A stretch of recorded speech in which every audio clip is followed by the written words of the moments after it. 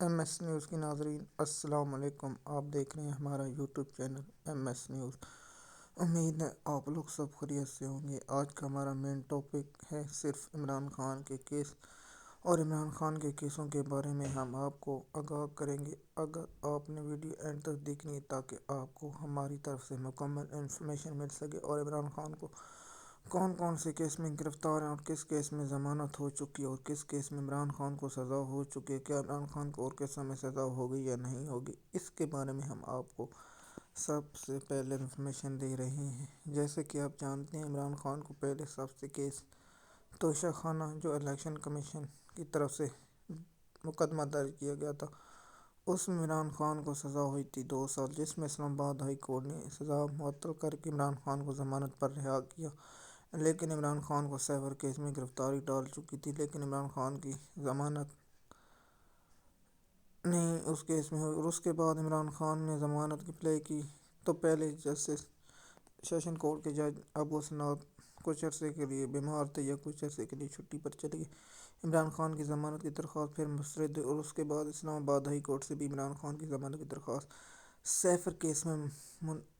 مسترد ہوئی اور اس کے بعد عمران خان کو سیفر اور توشہ خانہ نیب میں بھی سزا ہو چکی۔ عمران خان کو سیفر میں 10 سال اور توشہ خانہ میں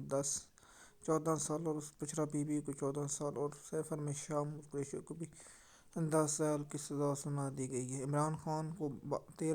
9 مئی کے مقدموں میں گرفتار کیا گیا، جس میں عمران خان کی ضمانت سیشن کورٹ نے منظور کر لی، اور جو اسلام آباد ہائی کورٹ میں عمران خان کے کون سے کیس پینڈنگ اور کون سے کیس سماعت کے لیے مقرر ہیں، اس کے بارے میں ہم آپ کو آگاہ کریں گے۔ آج عمران خان کو 4 دہشت گردی کیس لاہور ہائی کورٹ سے بھی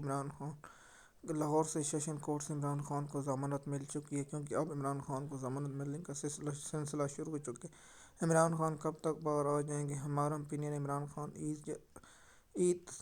کے بعد عمران خان کو رہائی ملنے کا امکان ہے، یا عید سے پہلے۔ اگر ایسا نہ ہو تو پھر عمران خان کو 4 یا 5 مہینے لگ جائیں گے ضمانت کے لیے، اور اسلام آباد ہائی کورٹ سے اگر عمران خان کی ضمانت مسترد ہوتی تو کیا عمران خان کے پاس کوئی آپشن موجود ہے، اس کے بارے میں ہم آپ کو بتائیں گے۔ سب سے پہلے عمران خان کی سیفر کیس میں اور توشہ خانہ کیس میں اور القادہ ٹرسٹ کیس اسلام آباد ہائی کورٹ میں ہیں۔ 3 کیسوں کی سماعت کے لیے مقرر ہو چکے ہیں، اور تینوں سیفر اور توشہ خانہ کی مین اپیل بھی ساتھ ہی لگ گئی ہے۔ ان دونوں کیسوں کی سماعت منگل کے روز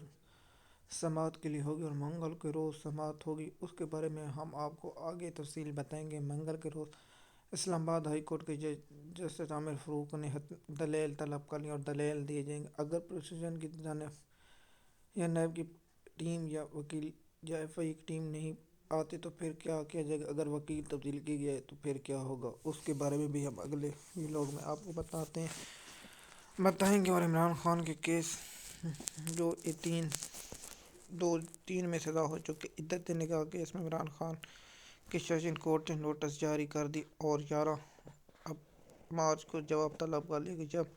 11 مارچ ہوگا تو اس کا فیصلہ بھی امید ہے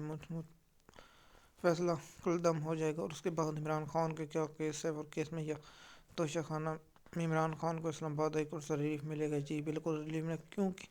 عمران خان کے کیس جو بہت جلدی میں سنائے گئے۔ عمران خان کو نہ دلائل دی گئی، نہ عمران خان کو گواہ پیش کرنے کی اجازت تھی، نہ عمران خان کے اپنے وکیل حتمی دلائل دے سکتے تھے، صرف جلدی میں فیصلے سنائے گئے۔ میں حیران ہوں ان ججوں سے جو اپنے حلف کی خلاف ورزی کرتے ہیں اور ایسے فیصلے دیں جس سے پاکستان کا صرف نقصان ہوتا ہے، پاکستانی قوم کا نقصان اور وقت کا ضیاع ہوتا ہے۔ عمران خان کی ضمانتوں کی درخواستیں مقرر اور عمران خان کو ریلیف کیوں مل رہا ہے؟ جیسے کہ آپ جانتے ہیں پاکستانی قوم نے عمران خان پر اعتبار کیا اور عمران خان کو ہی ووٹ ڈالا، لیکن 45 فارم کے مطابق رزلٹ نہیں، 47 کے رزلٹ الیکشن کمیشن نے جاری کیے، جس سے عمران خان کی پارٹی کو شکست دی گئی۔ کیا پی ڈی ایم 2 پارٹ چل پائے گا یا نہیں، اس کے بارے میں ہم آپ کو پہلے بھی ویلاگ میں بتا چکے ہیں، اور مولانا فضل الرحمان پی ڈی ایم میں شامل ہوں گے یا نہیں، اس کے بارے میں بھی ہم نے آپ لوگوں کو پہلے آگاہ کر دیا، اور عمران خان کے کیسوں کی ہم نے آپ کو تفصیل سے بتایا۔ ایک مرتبہ پھر عمران خان کے کیسوں کے بارے میں ہم آپ کو ایک بار پھر آگاہ کرتے ہیں کہ عمران خان کے 3 کیس اسلام آباد ہائی کورٹ میں اور ایک سیشن کورٹ میں، جس سے عمران خان کو تینوں میں سے دو میں سزا، اور ایک عمران خان القادہ ٹرسٹ کیس میں جو سیشن کورٹ کے جج میاں بشیر نے عمران خان کی درخواست ضمانت مسترد کر دی، وہ اسلام آباد ہائی کورٹ میں اس سے بھی عمران خان کی ضمانت کی اور چودھری پرویز الہی کی ہم کیس ریڈ کر رہے ہیں، جیسے اس کی تفصیل آتی تو اس کے بارے میں آپ کو بتائیں گے۔ 9 مئی واقعات سے پی ٹی آئی کے کارکنوں اور رہنماؤں کی ضمانتیں منظور ہونا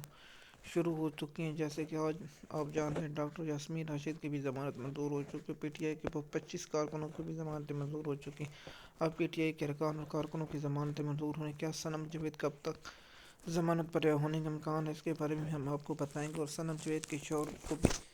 ضمانت مل چکی ہے، وہ بھی رہا ہو چکے ہیں، کیا صنم جاوید کے خاوند کے بعد صنم جاوید کو کب تک ضمانت ملے گی، اس کے بارے میں ہم آپ کو بتائیں۔ صنم جاوید کے 2 کیسوں میں اس کی ابھی گرفتاری ہے، پھر ان دونوں کیسوں میں عمران اور صنم جاوید کے ضمانتوں کے لیے سیشن کورٹ میں لگے ہیں، ان سے بھی امید ہے جلد صنم جاوید کو رہائی ملے۔ اس کے بعد عالیہ حمزہ کو بھی ضمانت کے لیے کیس لگے ہیں، ان کو بھی ضمانت ملنے کا امکان ہے۔ اور اس کے بعد پی ٹی آئی کے بہت سے رہنماؤں اور آخر میں ہم آپ کو بتائیں کہ شیر افضل مروت نے جو رات جیو نیوز کے شہنزیب شہزادہ کے ساتھ پروگرام میں گفتگو کرتے ہوئے کہا کہ پی ٹی آئی کو جو خیبر پختونخوا سے اکثریت ملی ہے وہ میری وجہ سے ملی، نہیں تو نہیں ملے گی۔ شیر افضل مروت کو یہ بھول بہت جلدی جاتے ہیں کہ اس سے پہلے فرید خٹک کو بھی پی ٹی آئی کو ختم کرنا بہت ناز تھا، لیکن پاکستانی قوم نے اور خیبر پختونخوا نے ان لوگوں کو مسترد کر دیا۔ اگر شیر افضل مروت آپ پی ٹی آئی یا عمران خان کی حمایت میں آپ تو 10,000 ووٹ بھی نہیں لے سکتے، اب 1000 ووٹ لے کر دکھائیں تو میں مانوں گا۔ آپ کو تو صرف پی ٹی آئی کا ووٹ پڑا، پی ٹی آئی ووٹوں سے آپ جیتے، لیکن آپ کو اونچی آواز نہیں بولنی چاہیے، جیسے کہ آپ کو آگے ویڈیو میں بتائیں گے۔ اگر آپ کو ہماری ویڈیو اچھی لگے تو لائک کرنا، چینل کو سبسکرائب تاکہ آپ کو آنے والی ویڈیو مل سکیں۔ شکریہ۔